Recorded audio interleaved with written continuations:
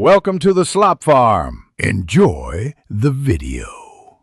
You start by verifying essentials so crashes aren't hiding in mismatch.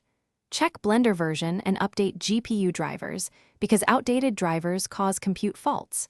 Make sure you have available RAM and disk space, close browsers and editors to free memory.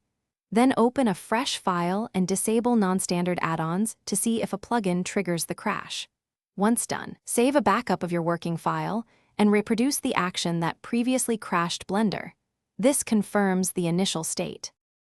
Now you reproduce the crash in a controlled way to find the root. Create a minimal scene that still triggers the issue, because smaller files reveal problematic modifiers or shaders faster.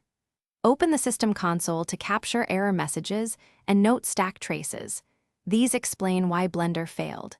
Use Blender's profiling tools or an external monitor to watch GPU and CPU usage while repeating the steps. And make sure to record exact settings, render samples, subdivisions, or export options so you can compare results. Finish by applying targeted fixes and verifying stability step by step. If drivers are the culprit, update or roll back.